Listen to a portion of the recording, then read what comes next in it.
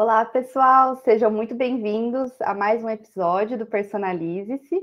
E a convidada de hoje é um exemplo para mim, acredito que é exemplo para muitos, nutricionista, empresária, criadora do método AB. O tema do podcast de hoje é menos 40 quilos sem cirurgia bariátrica. Seja muito bem-vinda, Andréia Bin. Que prazer ter você aqui, Deia. Ai, Lê, muito obrigada mesmo pelo convite. Estou muito feliz de te ver nessa empreitada nova.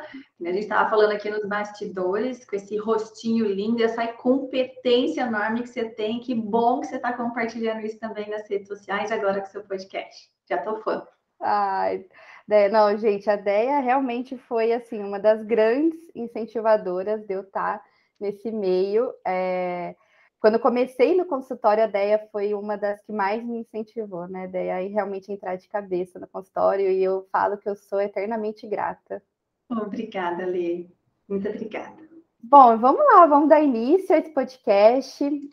Para a gente dar início, eu quero que você conte um pouquinho da sua história, né? A ideia do podcast é essa, você compartilhar, né, toda a sua vivência, toda a sua trajetória dentro da nutrição. E vamos começar lá do início, né? Como que foi essa sua escolha, e por que a nutrição?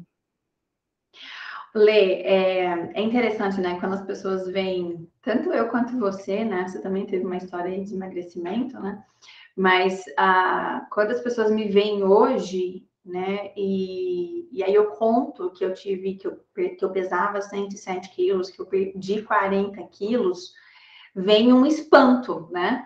Vem um espanto porque o primeiro momento o nutricionista é muito estigmatizado. A ideia do nutricionista, primeiro que a ideia de a nutricionista, nem é o nutricionista, né? Se bem que agora a gente está atualizando isso com bastante um número de colegas, né, do sexo masculino na nutrição. Mas normalmente quando você pensa a nutricionista, você pensa numa mulher magra, né? Que nasceu magra, que come uma castanha do Pará no lanche da tarde, né? Sim. E que vai fazer o mesmo com a outra pessoa e que não sabe o que é o tratamento da obesidade, que nunca vivenciou o excesso de peso. Então, a minha história com a nutrição começou de uma forma muito egoísta, né? De uma forma muito individual. Eu queria saber o que raio estava acontecendo comigo. E eu não fui uma criança muito gordinha. Eu tinha um pouquinho, né? Uma criança que estava ali, talvez na curva, um pouquinho mais acima, mas nunca com muito excesso de peso. O meu ganho de peso foi acumulando, Lê, perto dos meus 16, 17, 18 anos. Foi quando realmente eu comecei a ganhar muito peso.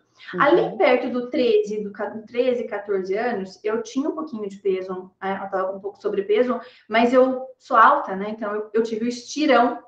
E aí acabou diluindo um pouco, né? Deu uma normalizada no meu peso, mas foi por pouco tempo. E aí, com 16, 17, 18 anos, foi quando eu tive um ganho de peso muito, muito grande. E aí, nesse meio do caminho, com inúmeras dietas loucas, de sair de casa e desmaiar no meio da rua, de desmaiar na escola, de fazer doideira mesmo. Hoje eu digo para os meus pacientes que eu fazia de tudo. Então, assim, você pode me contar o que você quiser, porque eu já fiz muito pior. E vivenciar isso, né? Querer saber mais sobre dieta, querer saber o que estava acontecendo comigo, por que eu estava ganhando peso, né? Foi o que me deu esse insight, esse interesse de eu quero, então, estudar nutrição. E hoje, falar eu quero estudar nutrição é glamuroso, né? Hoje, nutricionista é um negócio que a gente conseguiu isso. Que bom que amadureceu esse mercado, porque hoje todo mundo tem seu nutricionista. Todo mundo cuida, olha, cuidar da alimentação é importante. O viés preventivo é algo hoje muito óbvio, mas antes não era. Então, ser nutricionista, na época que eu escolhi ser nutricionista, era um atestado de pobreza, era um atestado, uma dificuldade muito grande de mercado de trabalho. Tanto que quando eu decidi ser nutricionista, eu comprei, meu pai comprou para mim, né, aquele guiazinho da FUVEST, né, que você faz a inscrição, e eu preenchi, e aí teve um momento que, quer que eu compre outro? Você tem certeza, né, que é isso que você quer? E eu queria, na verdade, eu só queria entender o que é que estava acontecendo comigo. E quando eu tinha, então, uns 16 anos, eu fui ganhando peso, aí eu ficava ficcionada e procurava médicos que eu sabia que prescreviam medicamento, sibutramina, por exemplo. Então, em conversas com inúmeras pessoas, eu acabava descobrindo que, fulano de tal é um médico que passa sibutramina. Então, eu fazia de tudo, absolutamente tudo, independente se isso, né, prejudicava a minha saúde ou não, porque não era algo nem que eu nem contabilizava. Quando você é novo, você tem saúde, você não consegue imaginar que você não tem saúde. Você não consegue imaginar qual que é o teu prejuízo de não ter saúde. E Você não quer tem esse emagrecer. amadurecimento, né, Deia? Sim, eu só queria saber se eu quero resultado, eu quero emagrecer. E eu também convivia com pessoas que, no meu núcleo familiar, eu vivia com meu pai e meus 2 irmãos, que sempre foram magros. A minha mãe, nessa época, já estava adoecida. Isso é um papo que eu posso explicar um pouco mais para frente. Mas as minhas amigas eram todas magras. Minhas primas eram todas magras. Eu sempre fui a gordinha. Então, ser gordinha já era algo que me marcava muito, né? Já era muito marcado para mim. E eu fazia de tudo, Leia. Qualquer coisinha que você... Assim, tem um médico tal que estava no plano de saúde, eu marcava, eu ia. Eu nem lembro como é que eu ia, porque, né, meu pai não me levava nessas coisas. Enfim, eu sei que eu conseguia. E aí foi quando o meu tio, na verdade, meu primo, eu chamo ele de tio, mas ele é meu primo, dentista, ele me disse assim: Délia, tem um curso, por que você não faz nutrição? Né? Tem um curso na USP. E eu tinha 16 anos, foi no segundo colegial, eu não lembro que período, foi no final do ano, do final do ano do meu segundo colegial, e eu comecei a pesquisar sobre esse curso, e o curso era Nutrição e Metabolismo. E eu falei, que raio de nutrição e metabolismo, né? Todos os cursos de nutrição.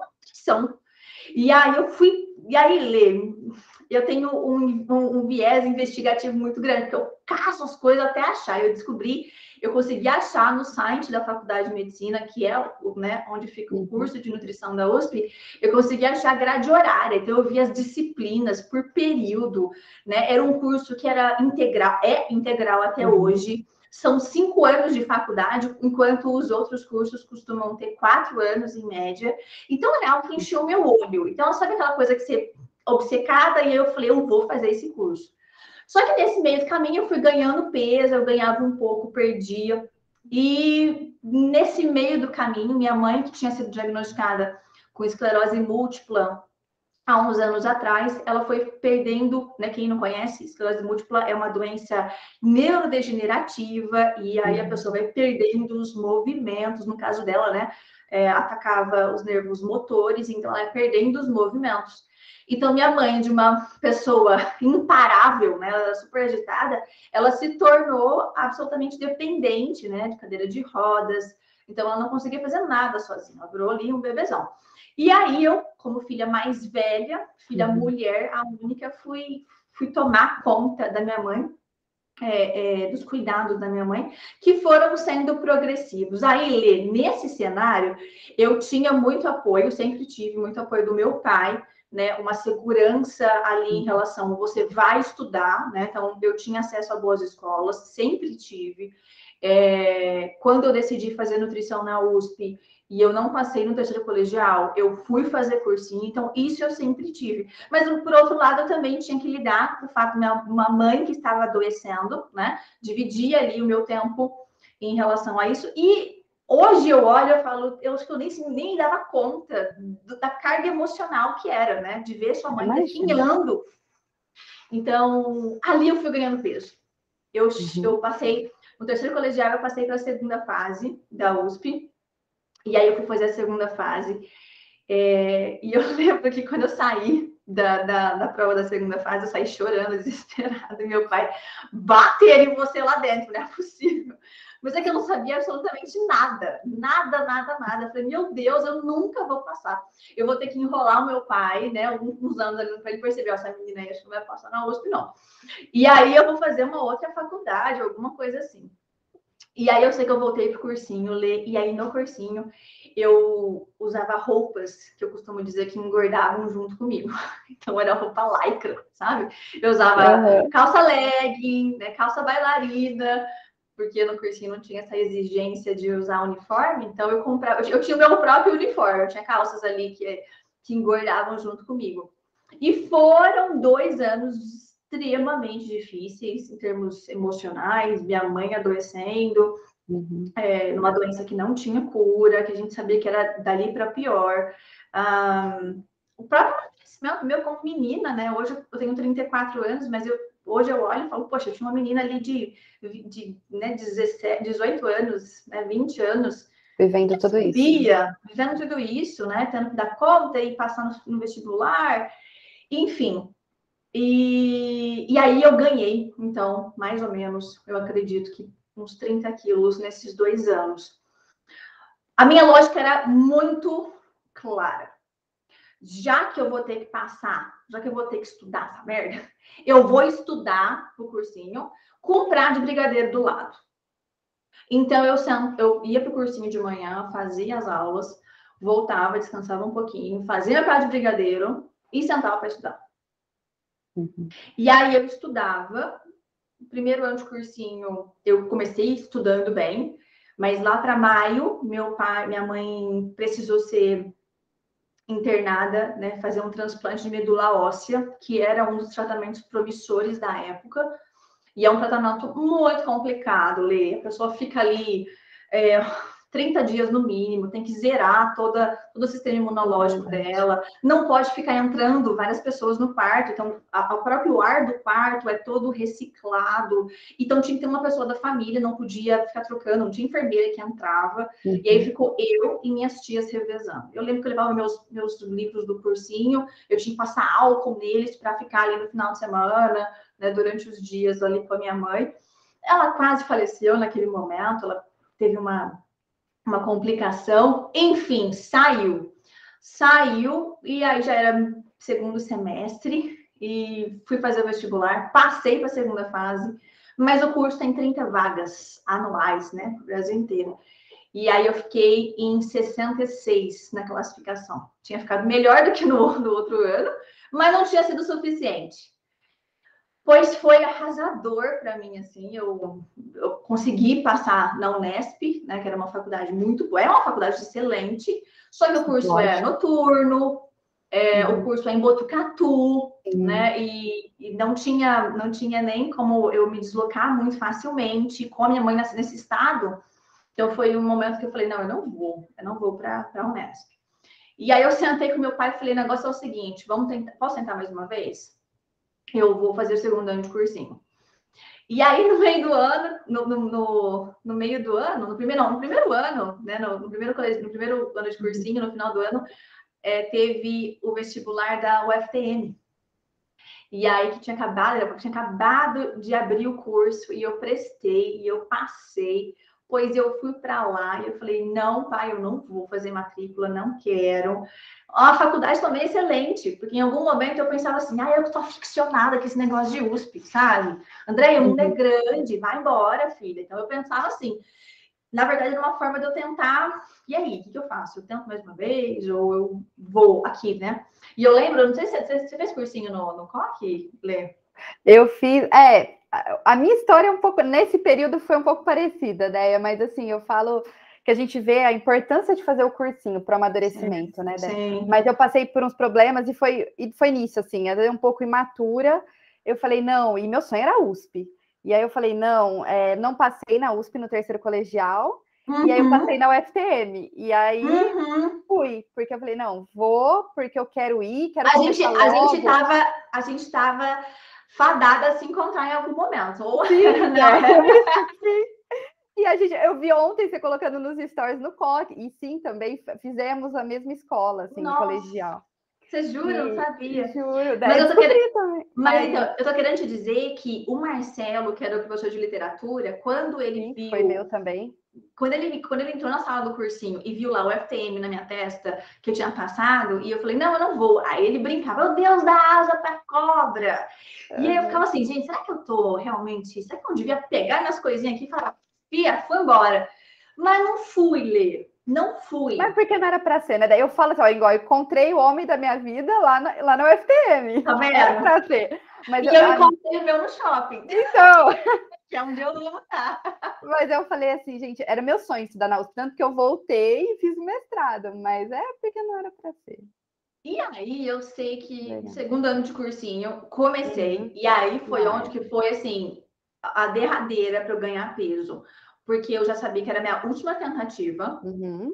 E aí, se no ano anterior eu fazia um pouco de caminhada, eu tentava manter um pouco de atividade física, naquele ano eu falei, meu, eu não quero saber com quantos quilos eu vou sair desse ano. Mas eu tenho que, nesse ano, eu tenho que conseguir minha aprovação na USP. Senão, nada disso vai ter valido a pena. Uhum. A história, o bom lado da história é que eu consegui, eu passei na terceira tentativa, entrei na USP. E aí, é muito engraçado ler que quando eu entrei, as pessoas já me... Tanto que meu apelido era Feliz. Por quê? Por que feliz? Ah, daí é porque você tá muito feliz que você passou na USP. Eu não imagino, eu não consigo imaginar um outro estado que a pessoa pode Uhum. estar, né? Mas eu estava muito feliz. E aí as minhas colegas brincavam na época, né? Que a gente acabava de se conhecer, que eu entrei na eu vivia a faculdade antes de entrar, porque eu tinha um e-mail já, deiabim.nutri@gmail.com, antes de entrar na faculdade. Ai, Deus. E aí foram 5 anos maravilhosos que eu me realizei muito lá dentro. Mas não perdi peso durante a faculdade. E isso eu acho fantástico, Déia. E aí é nesse ponto que eu queria chegar, um dos pontos, mas conhecendo sua história. Porque, assim, é o que eu falo para todo paciente, né, Déia? Como é importante a base, a gente tem que ter o conhecimento da nutrição. Então, para a gente alcançar o equilíbrio que a gente tanto fala, o primeiro ponto é o conhecimento.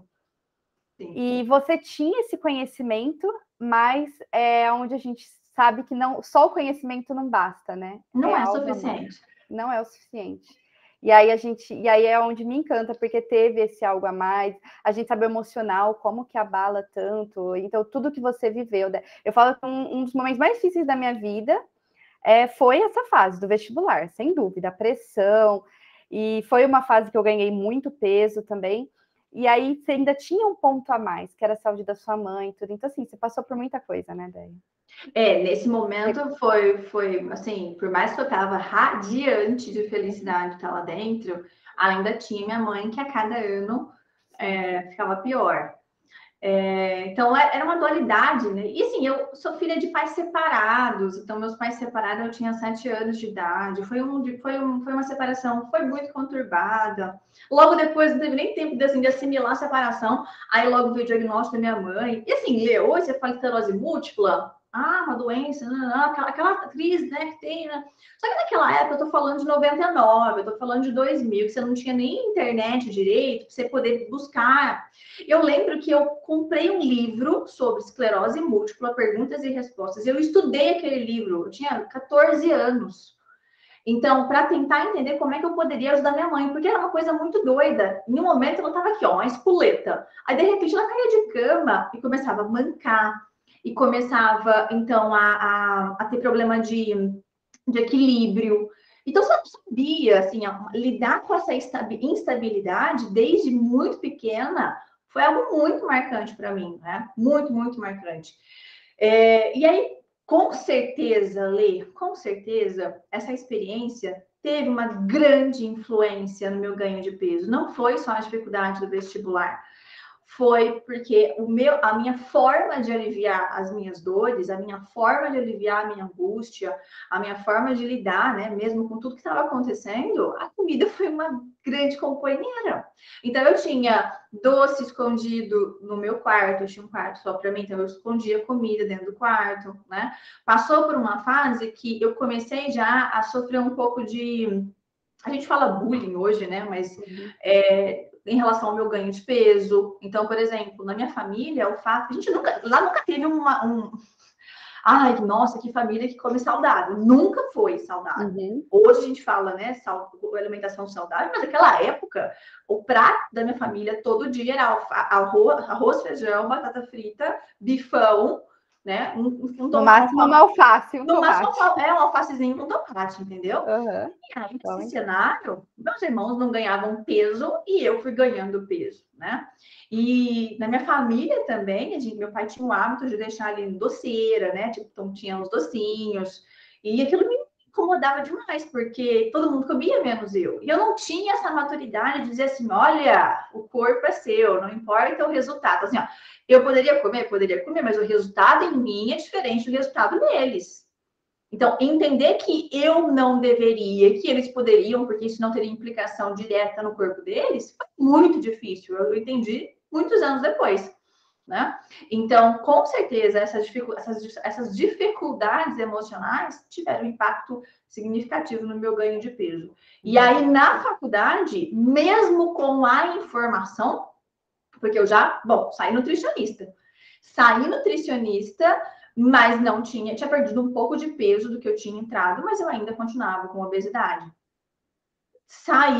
Me formei em janeiro de 2012, saí da faculdade bem desiludida, já querendo guardar o diploma na gaveta, por 2 motivos, por uma questão profissional e financeira, de não ter muita perspectiva nos empregos que tinham disponíveis, e segundo, pelo grande estigma, né, que eu ainda estava obesa, e ser uma nutricionista, né, clínica, que atua em consultório e que sofre de obesidade, o que eu ouvia era, como é que você vai resolver o problema de alguém se você não resolve o seu?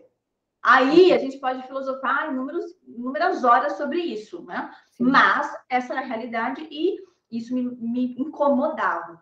Aí eu guardei meu diploma, fui estudar para concurso público na área do direito, porque foi uma forma de conciliar, então, os estudos, né, de ter uma profissão, né, também era algo muito viável, né, e interessante financeiramente, e também era uma forma de eu continuar cuidando da minha mãe, que estava cada vez pior. Só que eu me formei em janeiro de 2012, em março, sei lá, porque cargas d'água, eu fui fazer um exame e eu descobri que eu estava pré-diabética.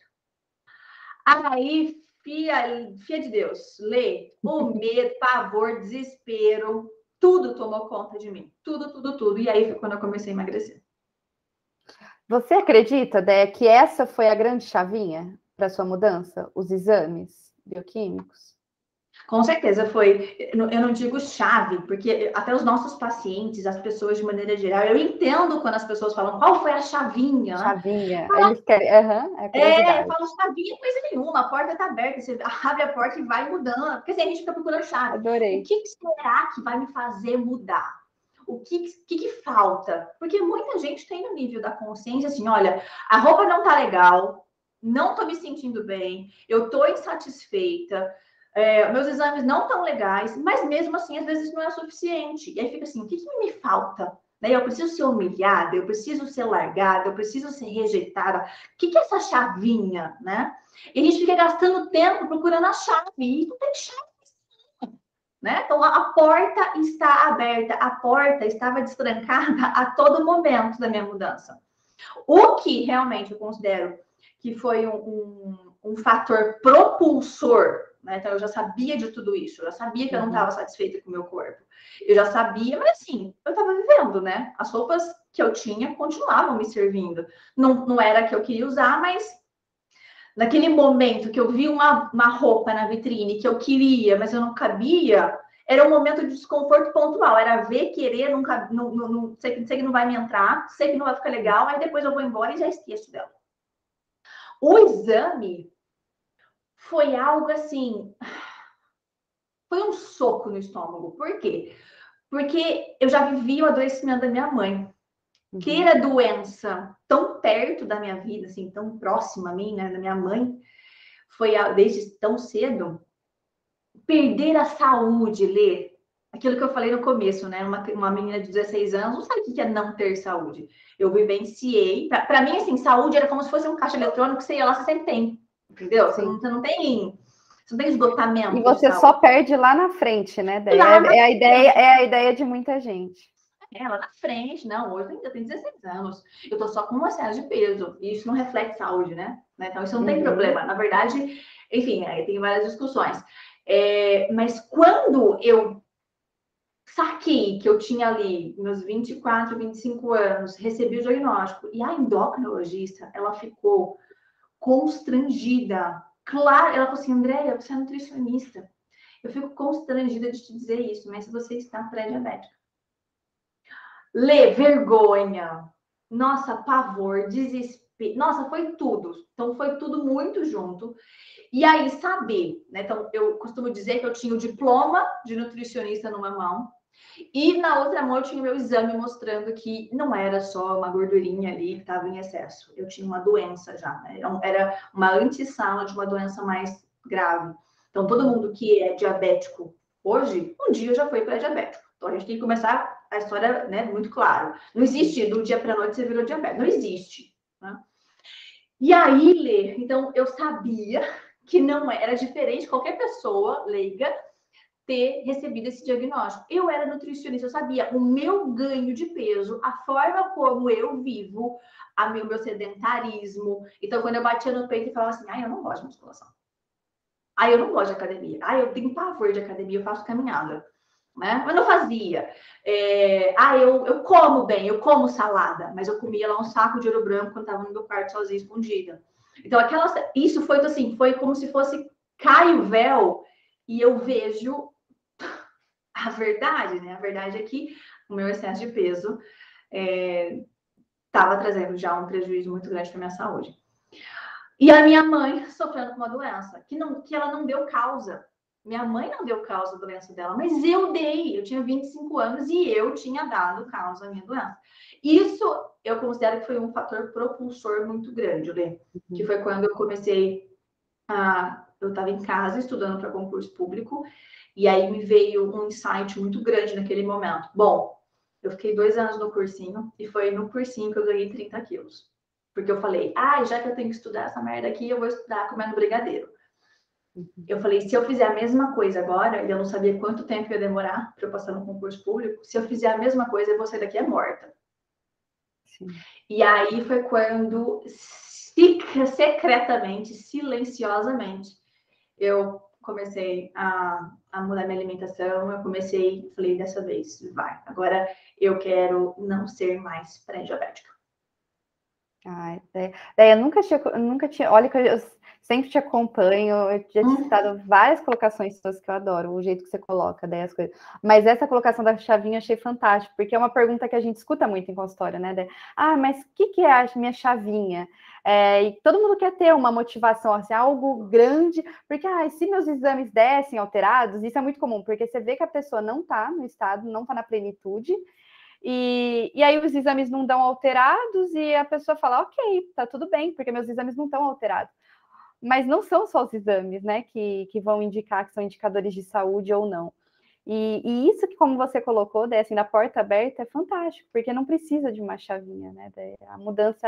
na verdade, ela tá... aí é onde a gente fala da nutrição como a informação, né, Lê? Sim. A informação é fundamental, porque lá com 16 anos, eu fazia o que falavam para eu fazer. Então, Andréia, toma esse medicamento aqui. Andréia, pega a dietinha da gaveta e fala, faz essa dietinha aqui. Então, eu fazia o que... Eu era mandada. Naquele cenário, não. Ali eu tinha um diploma pela USP dizendo que, né, que as pessoas esperavam, inclusive eu saberia o que fazer. Então foi muito diferente. Controle.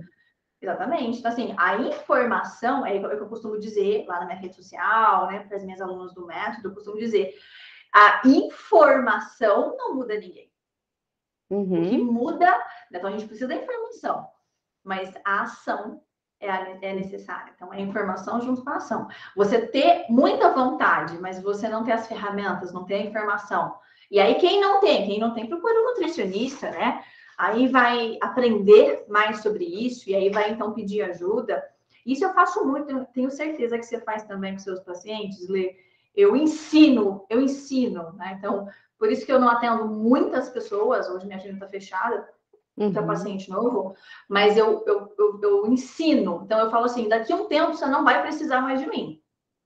Porque você não precisa ficar vindo aqui para pesar. Eu preciso que você aprenda. Eu preciso que você aprenda. O que funciona? Então, você tem que fazer isso, isso, isso e isso. Então, emagrecimento é restrição calórica, não é o tipo da dieta que você está fazendo, o tipo de dieta, né, é o caminho que você escolhe, mas essas premissas você precisa entender. E isso é muito bacana, que você cria... Eu faço com eles, eu faço com os meus pacientes aquilo que eu gostaria que tivessem feito comigo. Andréia, é essa informação que você precisa. Não é o pãozinho que está te engordando, não é o docinho que tá te engordando, é a quantidade do que você está comendo, né? É o contexto geral. Eu acho que quando você tem a informação, né? Que quando você me pergunta assim, né, da nutrição, a nutrição é transformadora. Na minha vida, ela é transformação e ela é utilidade. Transformação, porque me tirou de um ponto cego e me colocou num ponto de luz, de falar, bom, aqui agora eu sei o que eu tenho que fazer. Mas exigiu muito, né, psicologicamente, do que eu tenho que fazer. E a utilidade, porque hoje isso se tornou minha forma de trabalho, né? Minha forma de realização. Legal, né? E outra coisa que você colocou também, que eu acho muito legal, foi silenciosa, né? Essa sua mudança foi silenciosa, foi sua. E isso é uma coisa que eu sempre acho muito importante. Eu vejo que prejudica muito quando as pessoas falam, eu tô de dieta, e vai anunciando para todo mundo. Como se todo mundo tinha que embarcar nessa junto. Exatamente. Né? Todas as vezes, eu não sei te dizer quantas as vezes eu falei, né? Especialmente no meu ambiente familiar ali. Então, meu pai, meus irmãos, né? E era uma piada já, porque eu falava, segunda-feira, né? Eu brinco, eu botava um alvo no meu peito. Olha, então assim, agora podem, né? Podem falar na minha cara quando vocês me verem comendo um bombom, mas você não tava de dieta, né? Foi um processo meu, foi uma dor minha, foi uma 2012 que foi o ano que tudo aconteceu. 2012 foi o ano mais triste, mais fundo do poço da minha vida, Lê. Mas a ideia da Fênix é muito real, porque eu saí do quarto em 2014. Quando eu falo sair do quarto, porque eu fiquei 2 anos estudando para concurso público. E aí, quando eu saí, eu já tinha perdido mais de 30 quilos. As pessoas não tinham me visto, elas não me viam, porque eu ficava no final de semana estudando, enfim. As pessoas não me viam. Eu vivi quase 2 anos de pandemia ali. Se fosse pandemia, acho que nem senti nada, porque eu fiquei literalmente no quarto. É engraçado, porque tinha uma funcionária que trabalhava lá em casa e eu passava o dia de pijama. Então, eu acordava, ficava de pijama, tomava café, né? Ia pro meu quarto, estudava. E aí, um dia, sei lá, porque eu me arrumei, que eu tinha que sair, fazer alguma coisa, ela olhou, nossa, André, até que você é bonita. Ela não sabia qual que era a minha cara com uma roupa que não fosse pijama. Foram 2 anos, né? 2012 foi um ano muito transformador. Foi assim, um ano que eu fiquei sozinha, lidei com a minha solidão, lidei com a minha frustração, lidei com a dor de ter sonhado tanto com a nutrição e ter guardado o diploma na gaveta. Porque eu não guardei tranquila, de boa, vou guardar o diploma aqui. Eu sabia o quanto que eu tinha pelejado para conseguir aquilo, mas a minha condição física não me. Eu tinha vergonha de falar com a nutricionista. Quando perguntava, eu falava, eu estou para concurso público. E hoje não, né? Hoje pergunta, nutricionista. Hoje eu falo, não. E tem que ter um orgulho imenso mesmo. Não, e a gente tem essa missão, né, Déia? E é muito bom quando a gente encontra profissionais, colegas, mais que isso, amigas de profissão, que falam a mesma língua, né, Déia? E para quem não sabe também, a gente fez uma pós, né, Déia, em São Paulo, que a gente ia, e eu falo assim, gente, depois que eu conheci a Déia, as viagens nem eram mais viagens, porque a gente ia conversando e aprendendo tanto, Déia, com a experiência. E a gente vê isso, né, Déia, que vale muito a experiência das pessoas, quem já passou, porque é muito mais do que entregar, e eu acho que isso que é a nossa missão, né, Déia, é muito mais do que você entregar um plano alimentar. Entregar um plano alimentar e falar segue, não precisa da gente, né? A pessoa encontra um plano. Google. Você vai no Google. Sim. Então, o processo vai muito mais além.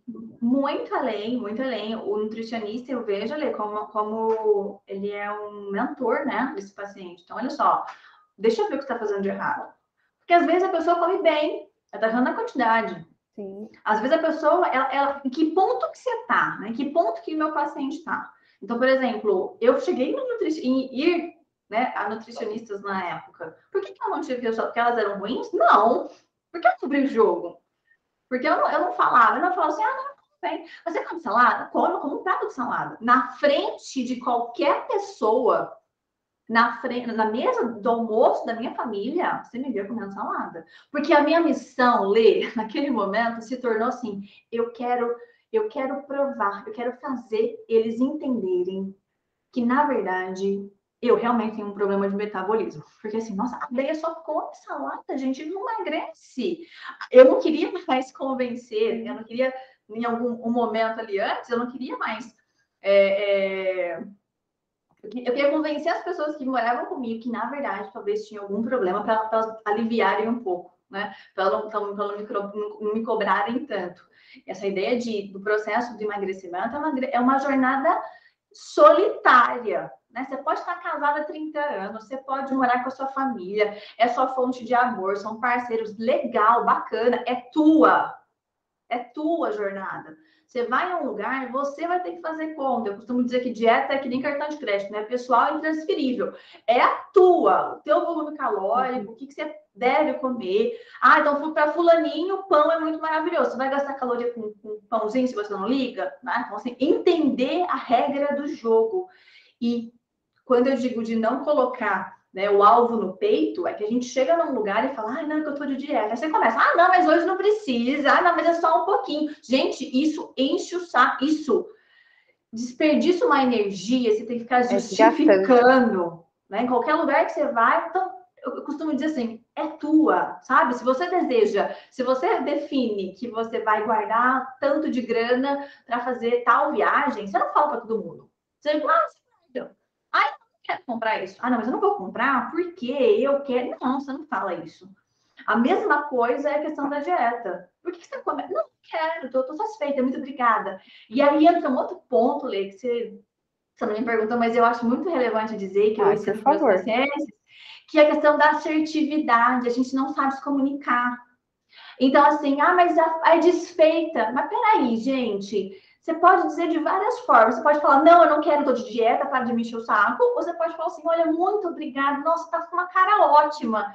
Mas vamos deixar para uma próxima? Porque eu realmente hoje eu tô muito satisfeita, né? Aprender a se comunicar também é muito importante. A gente peca nisso. A gente peca, especialmente quem está em emagrecimento. Então, aprender a ser assertivo, né? Também em restaurante, o prato é enorme lá, olha, você pode trocar de uma coisa pelo outro, aprender a se comunicar, né? É muito importante também nesse processo do emagrecimento para tornar mais leve, porque grandes emagrecimentos, como foi o meu, né? 40 quilos, não aconteceram em um mês, não aconteceram em 2 meses. Então, eu tive que ter muito tempo para pensar como é que eu vou aprender a me portar novamente, como é que eu vou lidar com a alimentação, né, nos diversos ambientes durante esses 2 anos. Legal, né? E é um processo, né? Eu falo assim, cada coisa que a gente vai aprendendo nesse processo é importante. Eu falo que sempre é muito difícil para mim, como nutricionista, falar para um paciente, por exemplo, que ele tem que diminuir o consumo de frutas, por exemplo, e de suco. Mas é que tem essa visão, que comer suco, comer fruta e outras, né? Outras visões que tem. Que você tem que comer de 3 em 3 horas, como se isso fosse assim, né? Obrigatoriamente todo mundo tivesse que comer de 3 em 3 horas, porque senão você vai estar com mais apetite na próxima refeição. Então tem essas visões distorcidas. Que suco, quer comer suco de fruta, tudo bem. Então aí às vezes a pessoa mata a sede com suco. Sim, sim. E aí a gente vê que é um processo, assim, desde isso até você saber se comportar. E até como jogar comida fora é pecado, então muita gente já está satisfeito. Então, aí ela vira o lixo, né? Aí ela joga dentro dela. Sim. Então, peraí, por que você não pegou menos? Né? Exatamente. Não, eu não posso jogar fora. Mas peraí, então você guarda como depois. Ou então você, não sei, você congela, ou então você doa para alguém, né? Sim, são umas visões que a gente não para pensar, e eu falo até por mim, porque isso foi muito difícil, porque é cultural de família, é pecado jogar. Mas, gente, infelizmente, você comer uma coisa que você já está satisfeita não vai matar a fome da outra pessoa. Então, e começa desde pequeno, quando você fala raspa o prato com uma criança, né?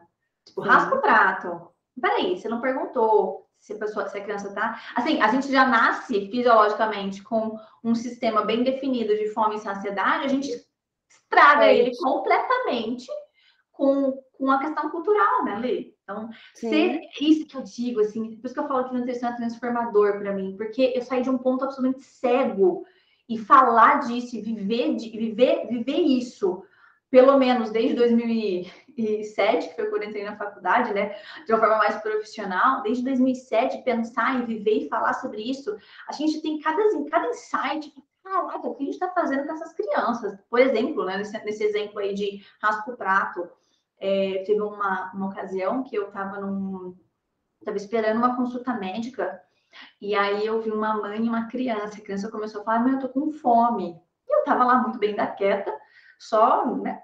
E a mãe sacou, a mãe sacou um saquinho de açúcar, União, sabe, saquinho? E deu para a criança. Naquele momento eu pensei assim, meu Deus do céu.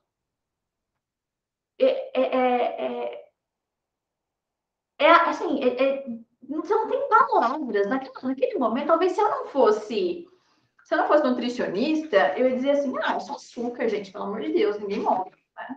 Mas quando você vê o contexto todo, quando você vê, não é só aquele saquinho de açúcar naquele momento, o que é o resto, né? O que é o resto do dia dessa criança?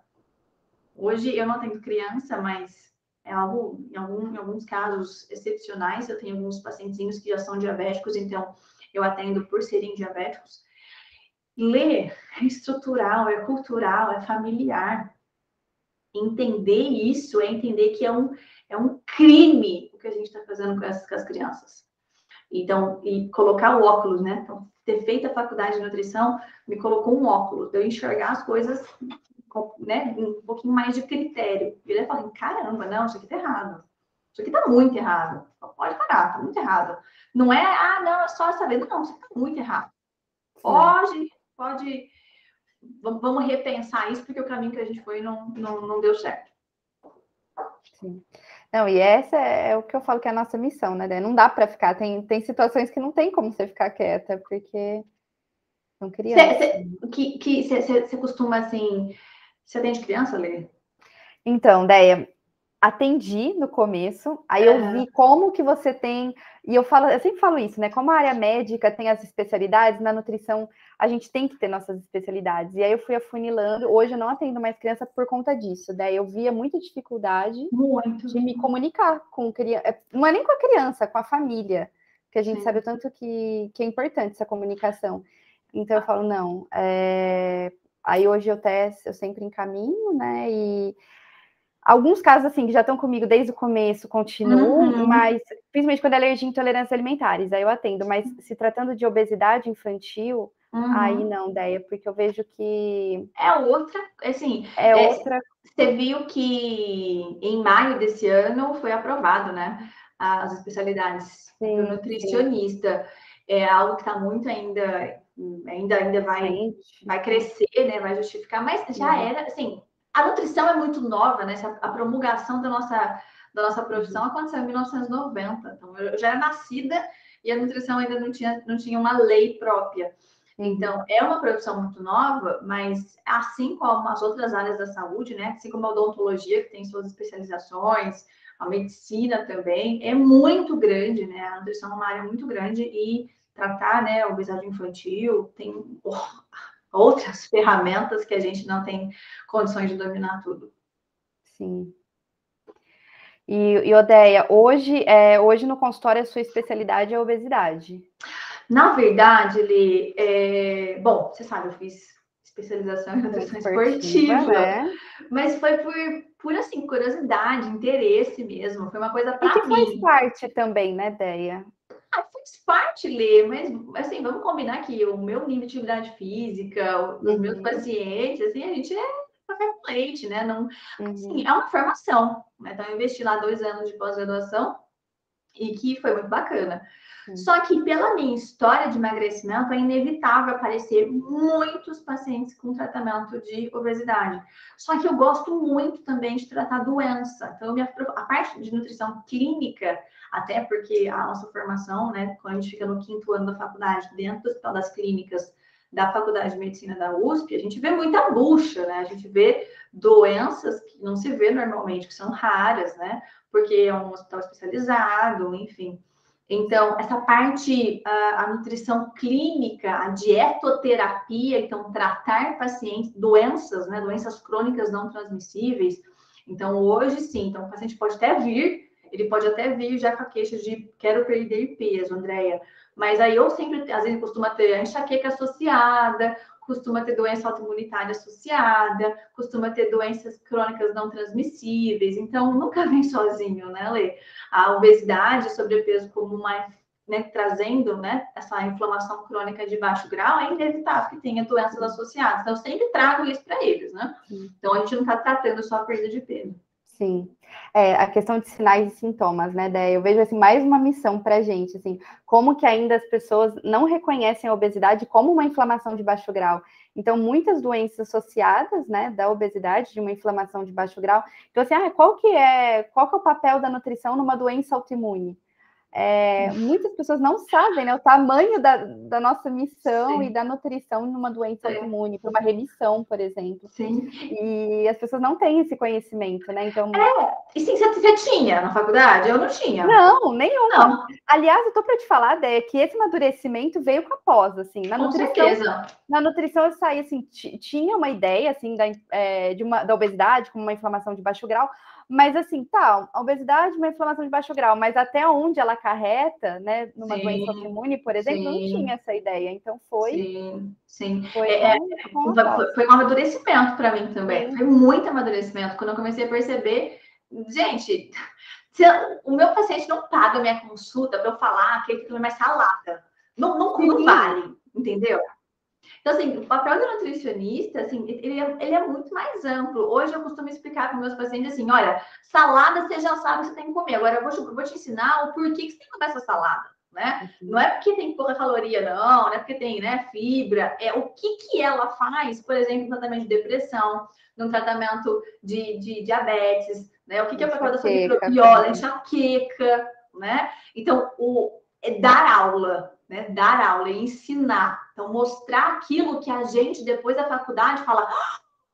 É isso, né? É assim que funciona. Eu costumo dizer assim, eu sempre faço analogia, viu, Lê? Eu digo assim, ó, você é uma Ferrari. Você é uma Ferrari. Só que você tá com os pneus murchos, o teu combustível tá bem ruinzinho, você tá com a lataria toda batida. E aí, para melhorar isso, nós temos que fazer isso. Então, quando você vê exame laboratorial, Lê, por mais que a gente saiba que não são que há solicitação de exames desnecessários, né, normalmente, mas como é que você faz o diagnóstico? Como é que você vai saber se um paciente está com vitamina C, vitamina D baixa? Você precisa de exame laboratorial, né? Você não tem mesmo porque na nutrição a gente vê, os nossos parâmetros são diferentes do parâmetro laboratorial, né? Exato. Quando a gente olha, por exemplo, né, valores ideais, quando tem um tratamento clínico individual, a gente sabe, então, para quem está escutando a gente e não entende isso, os valores de referência são valores que são retirados de estudos populacionais, né? Então, pega, assim, um número muito grande de pessoas em estudos e avalia, olha, fulaninho que estava com esse valor mínimo e fulaninho que tem esse valor máximo, não tem nenhuma complicação. Então, parece que estar nessa faixa é normalidade. Agora, o que os estudos vão evoluindo, né? Repito, a nutrição é muito nova e aí a gente tem, né, um corpo científico no Brasil excelente em nutrição, né? Um pessoal que se dedica muito, apesar das dificuldades que é atuar com ciência no Brasil, mas que se dedica muito para afinar, né? Para personalizar essas recomendações. Sim. Que é a nossa missão, cada vez mais personalizar, né, Déia, a nutrição. Exatamente. E ela tá aí, igual na faculdade eu não tive a oportunidade de estudar nutrigenômica, não tive a oportunidade de estudar food maps, e hoje já faz parte da clínica, né, então... Exatamente. A síndrome do intestino irritável é algo que eu tenho bastante prática aqui no consultório, mas eu quero que você faça um curso, menina, que eu vou ser a primeira a me inscrever sobre nutrigenética, nutrigenômica. Isso eu preciso muito aprender com você, né? Déia, não, eu sempre aprendo. Mas sem dúvida, Déia, E aí, sem dúvida, você vai dar aula no curso, com certeza, assim. Mas é uma missão aí, porque a gente precisa, né, Déia? É normal, assim, nutricionistas... Agora, eu fiquei sabendo, assim, já tem nutrigenética na grade da Unicamp só. Então, assim, não faz parte ainda. O professor Denis trabalha com isso lá, né? Sim, ele é fantástico. Nossa, gente, eu peço até desculpa, porque no vídeo vai ficar eu colocando a mão, mas é porque eu tô com um foninho que eu não tô acostumada. Deia, mas queria agradecer. Olha, passou tão rápido nossa conversa, agora que eu vi que já deu 1 hora. Eu falei, gente, foi demais. Eu tava Obrigada, morrendo de Lê. Muito saudade, obrigada. porque com essa pandemia a gente nem se viu, nem teve a oportunidade de se ver. Eu tava morrendo de saudade. Eu quero te agradecer imensamente por ter aceitado o convite. Eu sei como você tá, como sua agenda é tão apertada, consultório, mais método, mais cursos. Então, agradecer de coração, Deia, por você ter disponibilizado estar aqui com a gente. Lê, é um prazer, fico muito, muito honrada com o convite. Desejo muito sucesso, muito, muito sucesso na sua empreitada. Fico muito feliz mesmo de ter participado. O papo foi muito bom mesmo, foi muito significativo para mim. Tô morrendo de saudade, vai marcar esse encontro presencial. Não, vamos logo, logo. Ó, e para finalizar, eu sempre finalizo o podcast com uma pergunta. O que você escolheria para sua última refeição, Deia? Lê, essa é muito fácil. E assim, tá cada vez mais claro para mim. Eu gosto muito de comida japonesa, mas eu gosto demais de comida japonesa. Não gostava. Eu fui aquelas que no começo, né? Eu olhava, mas gente, comida crua, pelo amor de Deus, comer salmão cru. Meu irmão começou lá em casa, né? Pedir comida japonesa e eu não gostava de jeito nenhum. Mas um belo dia eu me rendi. E aí, semana passada, eu estava com muita vontade de comer, passei mal. E normalmente, quando a gente come alguma coisa que a gente, né, passa mal, a gente não quer nem ver pela frente durante um período. Então, essa é muito fácil essa pergunta, porque eu comeria hoje novamente. Ano passado, mal, semana passada. Eu comeria comida japonesa. Comida japonesa seria o meu prato final nessa jornada. Ai, que legal. Então tá certo. Deia, muito, muito obrigada mais uma vez, viu?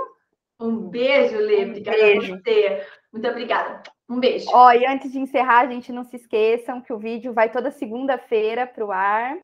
Então é muito importante que vocês acompanhem todo o vídeo que sai na segunda-feira no podcast. E esse vídeo também vai estar no YouTube. Depois eu passo tudo. Beijão, pessoal. Beijo, Lê. Beijo.